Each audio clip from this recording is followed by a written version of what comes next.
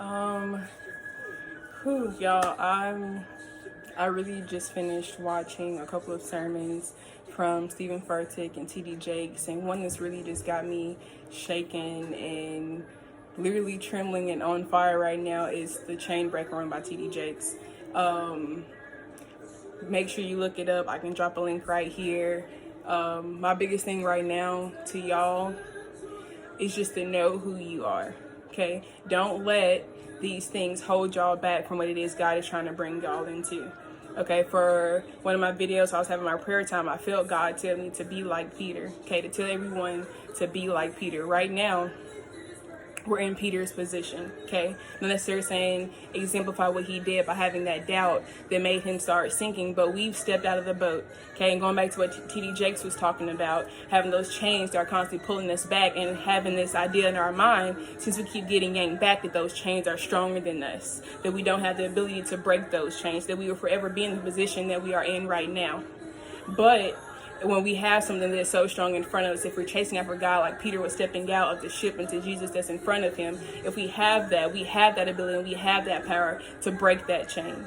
Okay, you can step out on that boat. Don't let that chain pull you back into the boat of doubt and fear and worry and anxiety and depression and not feeling like you're adequate, being afraid to step out and do what God is calling you to do, to step away from the things that you're used to not let God break that norm. T.D. Jakes talked about God is shifting our norm. He is scattering the people, okay? And he's scattering us back to Samaria, all right? And T.D. Jakes was also talking about how God had unfinished business in Samaria, okay?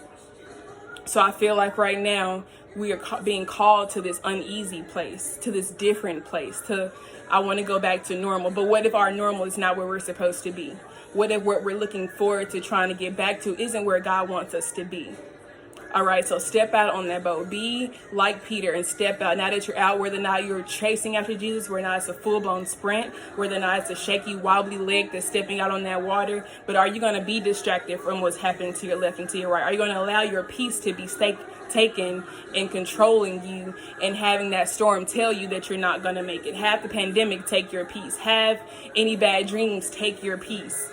Have this time without your family and without your friends take your peace. Having the inability to travel and do what it is you think you want to do, take your peace. Are you going to allow these distractions to take your peace and get your mind and your focus off of what it is that's in front of you? And that is Jesus. And that's who is calling you to take a step away from your normal and take more steps toward him. Okay, if you're in a place where that foot is rocking and if it's shaking, then feel God. Lean on God. It's time to have an extraordinary faith.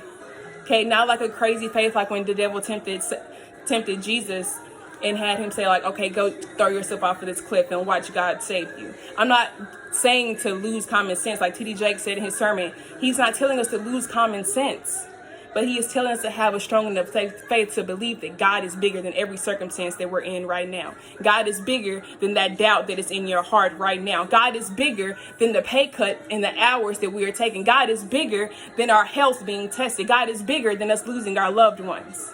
God is bigger than you sitting in your house not knowing what to do, looking to your left and to your right and not knowing if you can take a sane thought and not let it be the end. Right now, take that step.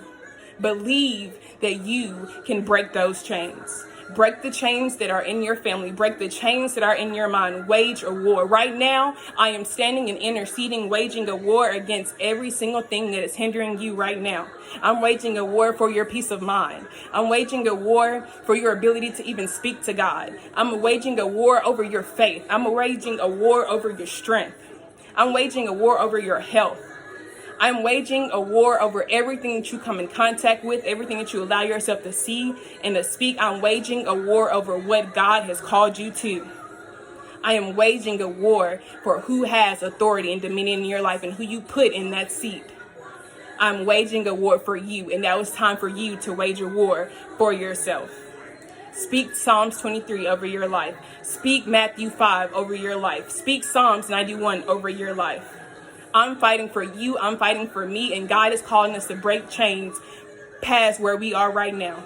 Whether or not you're sitting at home, whether or not you're sitting in the state of Tennessee, whether or not you're all the way across the country, if you're across the world, God is calling you.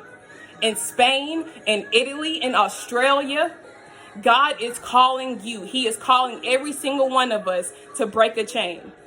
Each one of us is called, but it's up to us to listen. It is up to us to step out on faith and finally decide to do what it is that God is calling us to do. And I'm waging a war for you to step into that. And I pray to God that you do the same. Whew. Y'all watch that sermon and y'all be blessed.